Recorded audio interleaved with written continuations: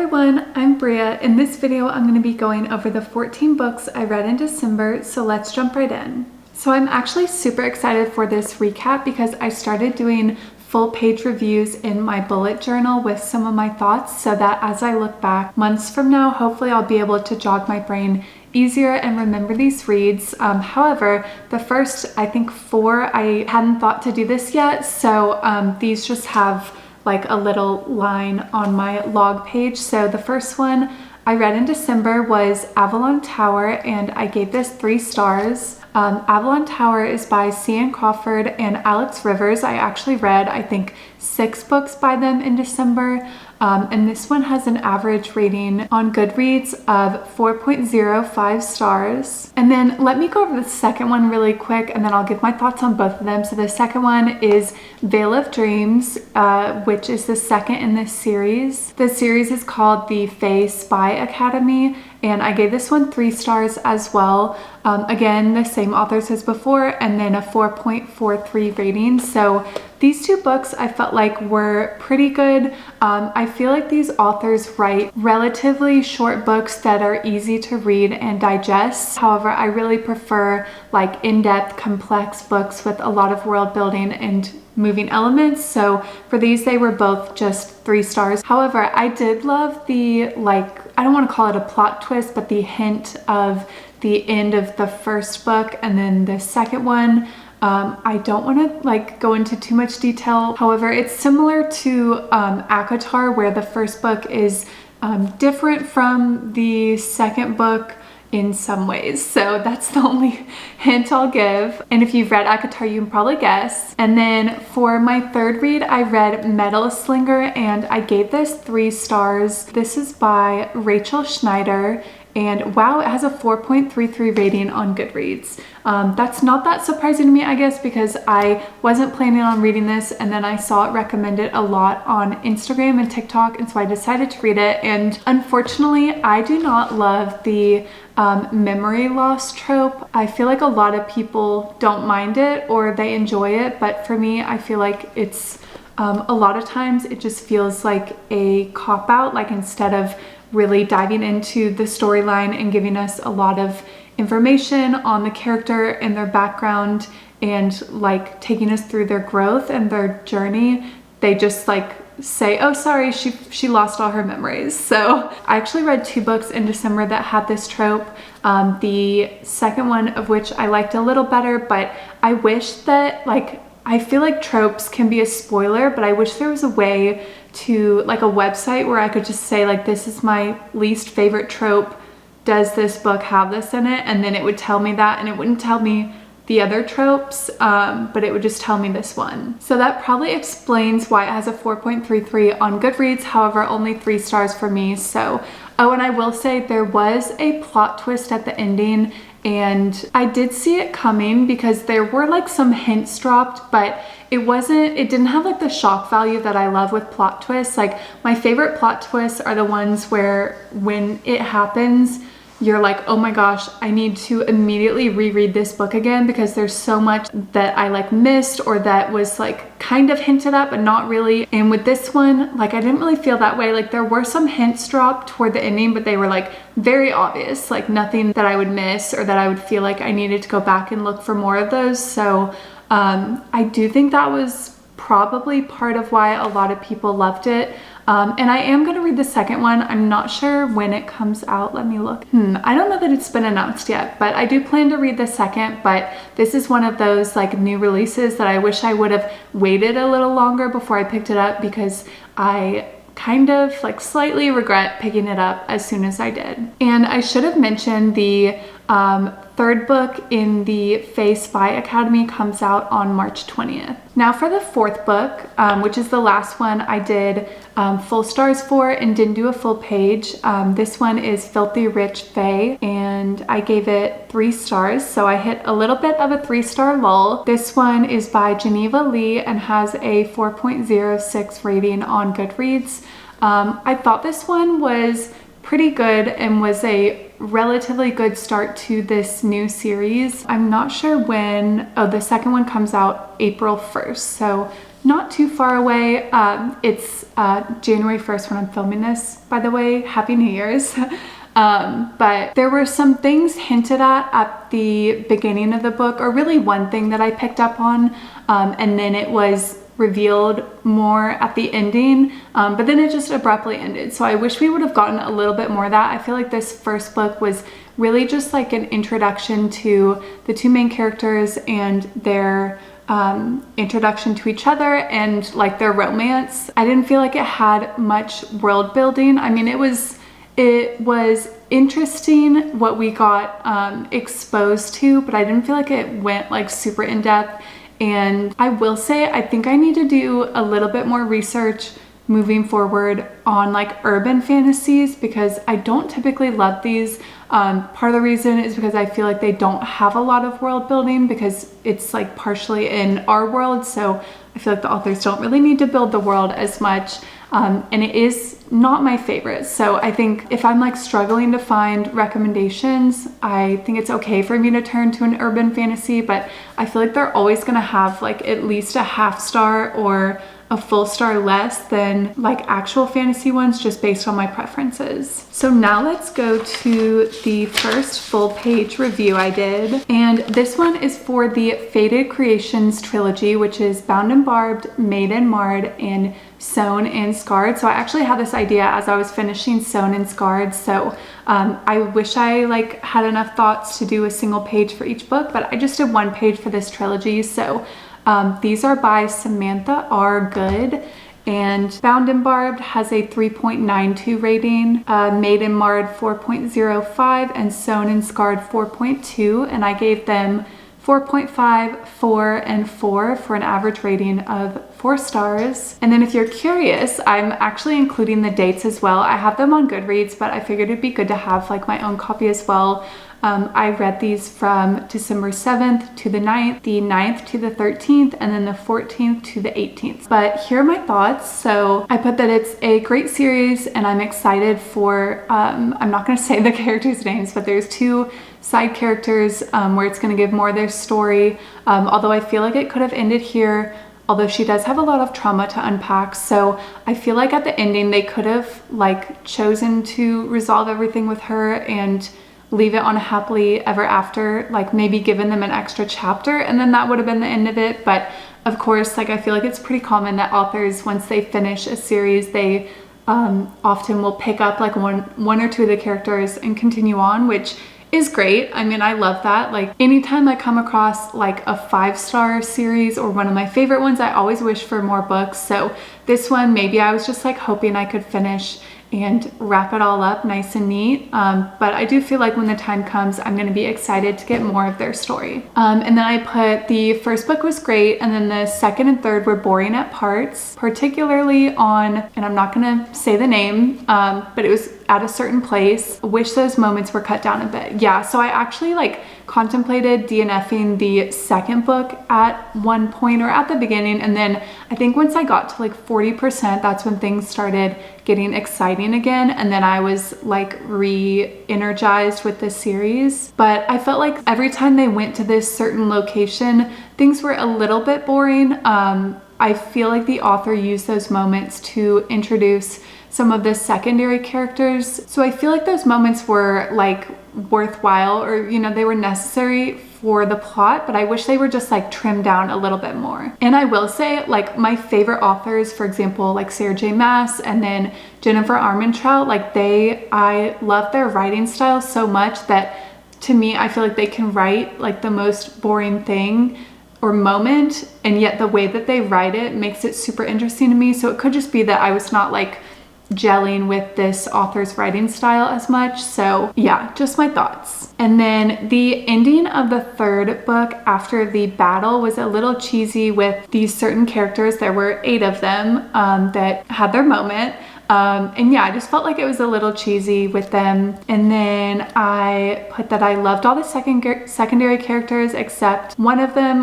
It was annoying how he dragged his feet, although I think she was trying to portray accurate flawed characters. I don't want to spoil it, but like this whole trilogy, this whole mess that they were in was caused by a few people, and this was one of them. And yeah, so he just frustrated me. And then I shed a few tears at the end, but I was on my period, so that's why I gave the third book 4 stars instead of 3.5. So I feel like it takes a lot for me to cry at the end. The hardest I've ever cried and the most I've ever cried was the ending of Throne of Glass, which I think was Kingdom of Ash was the last book. And that was like one of the hardest times I've ever cried in my life. So this one was just like a few tears, which has happened a few other times, which was shocking based on the fact that I was like thinking of this book as 3.5 stars as I was finishing it. But again, I was on my period, so it might have just been that. But yeah, that did bring this book up to 4 stars for me. And then the last thing I put is that it ultimately didn't feel like that big or complex of a conflict. I felt like it was solved easily, but it was only a trilogy. So like I mentioned earlier about how this conflict was caused by a few people, I felt like a lot of the like action scenes or the times where a new small conflict would come up, it was very easily solved and like it didn't drag on. And I feel like some people probably get annoyed by how far things drag on, but for me, I feel like I want it to be like high stakes and I want them to really like work for it or have to like persevere. I think that's part of what makes me fall in love with characters. And I do think a lot of times when it's a trilogy, like they only have so many books and words that they can devote to this conflict. So I feel like I prefer series that are like 4 books or longer just because they can go more in depth. And then now for the next, this was Filthy Rich Vampire, and the series is just called Filthy Rich Vampires. I gave Filthy Rich Vampire a 3.5 rating, and it's by Geneva Lee again. And it has a 3.85 rating on Goodreads. And I actually finished this one, but then DNF'd the second book. And I think it's a completed series of 4 books, although I'm not quite sure. But again, I did read this one from the 18th to the 19th. This was an easy read, pretty short and not much to it. I wrote not much world building and fast paced, although plot mostly focused on their relationship. So this is the same author as Filthy Rich Fae, and I felt like it was very similar. It's just that one was with the Fae and this one is with the vampires. Let's see, I also put that I would classify this more as a romance or a vampire romance than fantasy romance. Like there's a romance and one person happens to be a vampire. Yeah, there were some elements of like Vampire Society, but it was more like, it gave me more just like rich people vibes. Like it could just be like rich people society and then a romance of people from 2 different worlds. Like there wasn't much, like I do love vampires, but it's hard. I will say I haven't found like many or any great true vampire books. Like I do love the Shadow and the Ember series, and they're kind of vampires. And then of course Twilight, I loved those books when I was younger, but I can't think of like a true classic vampire book or series that I really love. So I'm still on the hunt for that. And then I put The Spice Was Okay, not Fade to Black, but summarized in 1 paragraph. Yeah, I think this is one of the reasons I ultimately DNF'd the second book, is because sometimes when I come across books like this, like the romance or the spice is written really well. And so I end up finishing the series knowing that like the plot isn't great and the world building isn't great, but I have those other things to look forward to. But with this, it was just, like I said, it wasn't Fade to Black, but it would just like summarize what they did, especially in the second book. They started like hooking up a lot, but every time it was summarized. And so I just felt like why is this necessary? If you're giving us like the same generic sentence every time, like it was just getting a little annoying. So again, just my thoughts though. I don't want to like dissuade anyone from reading this if they love vampires or are looking for an easy read. And then, oh yeah, I did put this series is 4 books and not sure what else can occur other than them getting back together and her turning unless the world building develops more. And then I did have a theory that I wrote down here, which ended up being partially true. When I DNF'd the book, we still didn't know for sure what was going on, but it was like headed in that direction. But it was headed in that direction so slow that it was just like not keeping my attention. And then I also put the female main character came across as naive and a little annoying, especially how easily she accepted her whole life changing. So I did write this after the first book. In the first book, I felt like once the main male character was introduced, she just like dropped everything and went with him, and that doesn't bug me when they don't have a lot going for them. Like I feel like I've read some books before where like they don't really have any family or friends, they have a not great job and things like that, so it makes it like more realistic. But in this case, she had like family and friends, and like she was in school and she had a job she was working towards, or she had a job and then she also had something she was working towards. So I just felt like she had so much. And then in the second book, those things kind of pop up again, so I feel like that was better, but I almost feel like that should have happened in the first book, or I would have preferred that. So yeah, so I don't think I'm going to be picking up this series again. And then next, I read 4 more books in another series by C.N. Crawford and Alex Rivers. So the series is called The Dark Fae FBI, and the first one is called Agent of Enchantment. I gave this one 3.5 stars and read it from the 21st to the 23rd, and then it has a 4.03 rating on Goodreads. And then my notes were that it started off interesting, but wish would have progressed faster and answered more questions by the end, mostly with the female main character's backstory. And then I also put, think I'm just not that big of a fan of urban fantasy unless it has a great romance or is written very well. So yeah, I already shared those thoughts. But I will say, I feel like I read quite a few books this December that were just like easy reads, which I don't quite think are my favorite. That being said, I do feel like this author, C.N. Crawford and Alex Rivers, do have some like unique books. I don't think I had read a Dark Fae FBI book before, or the other one is the Fae Spy Academy. I do love like Assassin Academy books, but I haven't read a Fae Spy Academy, so I will give it to these 2 authors that they have some unique ideas. So let's go over the second one, Agent of Chaos. I gave it 3 stars and read it from the 23rd to 24th, and it has 4.14 stars on Goodreads. And then my thoughts were that it was not better than the first one, and thinking of DNFing this series. I thought about DNFing this series all through the 2nd, 3rd, and 4th book, but I just wanted to finish it. I have so many series that I have DNF'd, and it's really overwhelming because I feel like some of them I would have finished. I just like lost interest and the next book wasn't out yet. So I would love this year to finish some of those. So I wanted to start off strong and actually finish one. So I think I mentioned in a previous video that if something is less than 3 stars, I just DNF it. But I think for the books that I really want to DNF but push through, I'm just gonna give all those a 2.5. So I also put romance hasn't progressed at all, and thinking this shouldn't be classified as a romance unless it's a super slow burn, which it isn't really. Although if so, I wish there were more encounters between the 2 main characters and more banter. So yeah, the romance did develop more, like they do end up together and have their happily ever after at the ending. However, it was just not a main like feature of the book. I feel like there weren't that many scenes with them, and when there were, it wasn't that like intense. So and then I put same as first book, where there's not much progression. First and second books could have been condensed to 1. So yeah, I feel like with this one, and then with the ones by Geneva Lee, if the first like 2 or even 3 books were condensed into 1, I feel like I would have liked it better because of how much more the plot would have progressed. So let's just run through the 3rd and 4th really fast. So the 3rd was Agent of Darkness. I gave it 3 stars and read it from the 24th to the 25th. And this one has a 4.28 rating on Goodreads.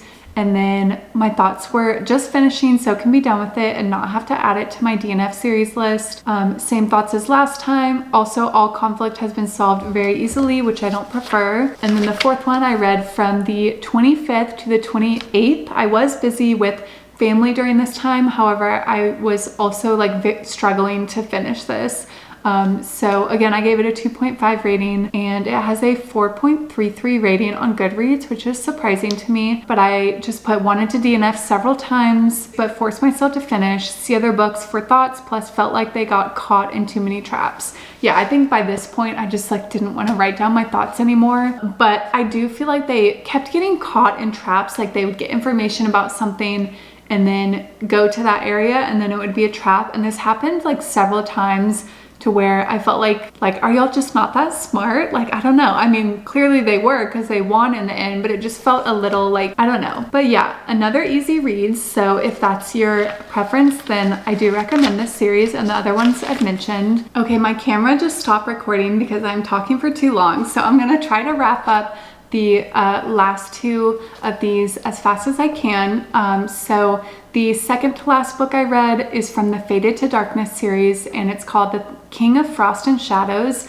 by Jen L. Gray. I read this from the 29th to 30th, and I gave this 4.5 stars, and it has a 3.99 rating on Goodreads. And this would have been a 5 if I didn't have, or if it didn't have the memory loss trope. So as I mentioned before, I don't love this trope, and for me, it's most likely always going to be a half star or full star deduction just based on having this trope. And then I also put that I wish it would have addressed her memories pertaining to her fighting skills more, because it felt like she went from being clueless to fighting better than the Fae. So it addresses it a little bit. It says that as her memories come back, she'll remember how to fight, but it doesn't like specifically address it, and she never like goes through those memories as they come back. So I just feel like it's a little too convenient. And I will say it is enemies to lovers, which is one of my favorites, and then it does have a contest, which is one of my favorite like plot elements as well. So I just felt like it was a little too convenient that she like didn't remember any of these skills, gets entered into this contest, and then remembers everything, and everything ends up okay. And then I also put glad it didn't have a long intro / turn into an urban fantasy, because don't love them, especially when they mention real word things like, and I put Hazel. I think I must have been thinking about my cat, but I meant to put Halsey. The first few chapters there on Earth, and I feel like she's listening to Halsey, or she mentioned something with Halsey, which like, I like Halsey. I haven't listened to her music in a while, but I used to listen to it. So nothing against her, but like, why are we mentioning Halsey in the same book as like Faye? I don't know. That's just my opinion though.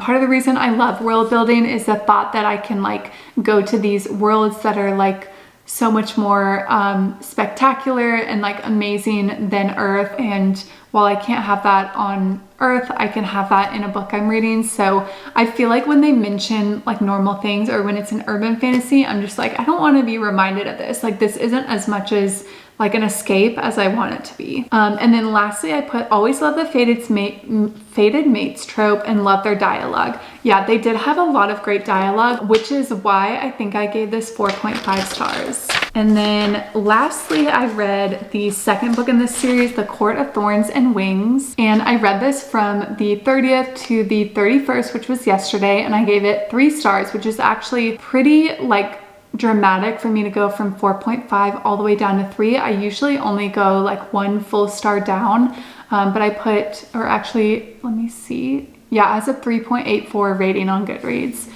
So I put disappointing compared to first, plot barely progressed, could have just been intro / 25% of the book. With this, I feel like the main plot of this book was reintroducing some of the secondary characters that were either introduced or mentioned in the first book, and bringing them into the storyline and plot of what's going to happen moving forward. But I feel like that could have just been like 25%. And then it also ended in the same way as the first book ended. Like, the same thing just happened, but with someone else. And it was just a little like repetitive in that way. And then I put writing was very matter of fact and linear, especially during action scenes.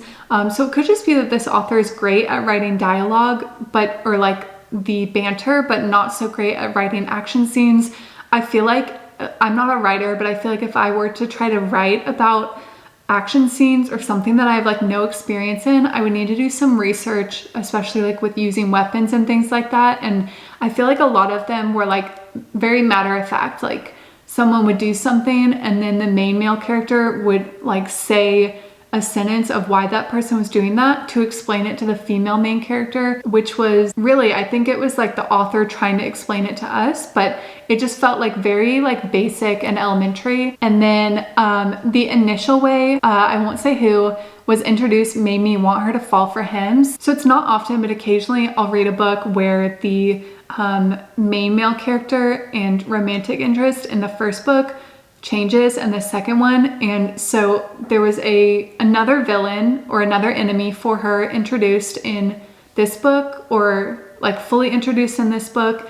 And initially, like, he does end up doing some things that I don't like, but like initially in the first few pages, I was like more excited about him than the current interest, and I wanted her to like switch sides. But there is one aspect of her relationship with the first man that I don't think could be fate, or I knew like, okay, this is probably the true interest, but just the way he was introduced, I was like needing some or wanting some excitement in the book, so that was why. And then I brought up certain things too much, like how her language from Living on Earth didn't always make sense and used certain words too much, like manhandle. So the main female character would often say words or phrases that don't make sense to someone who isn't from Earth or that doesn't speak English even. So, and then the main male character and a couple other secondary characters would always like ask like, what are you talking about? And it just got a little repetitive. Like, you know, we get it. She speaks a little different. Like maybe this could have happened like once or twice, but one of the ones was manhandle. And then I noticed like in one of the fight scenes, the author kept using the word manhandle. Like this one person was manhandling one person and then was manhandling another person, and it just got a little repetitive. And I feel like, I don't know if everyone picks up on that, but for me, I feel like if an author is using a word that's not a basic word a lot, I notice it. If it's like a basic word, like she ran or something like that, I'm not going to notice. But if it's something like she sprinted, like I might notice that a bit more. So yeah, and then I just wanted to show y'all my log. I like this one. It's a little more simple than one of the ones I've done, but I just wanted to do my log for the end of the year. So I feel like this was a really great month of reading 14 books. I don't know that I've ever been able to read 14 books in one month before, but I think it was because like half of these were super easy short reads. So I would say my favorite is the The King of Frost and Shadows. And oh, the third one's actually out, and I'm gonna start that. I don't know that I'm gonna start it today because I started reading Born of Blood and Ash. I think fourth one in the Fire and Flesh series. Let me see. Yeah, Born of Blood and Ash. So I think I want to finish that one before I hop into this third one. So happy New Year in 2025. I hope you have a great January and next year of reading. My goal for this year is 100 books, or I might change it to 105 because I think I've read 103, so I just want to do a little jump up but still be, you know, pretty realistic. But yeah, so if you like this video, please give it a like and subscribe to my channel. It helps me with the YouTube algorithm and I greatly appreciate it. Thanks for watching this video, and I'll see y'all in the next one, and always remember that you are pure magic.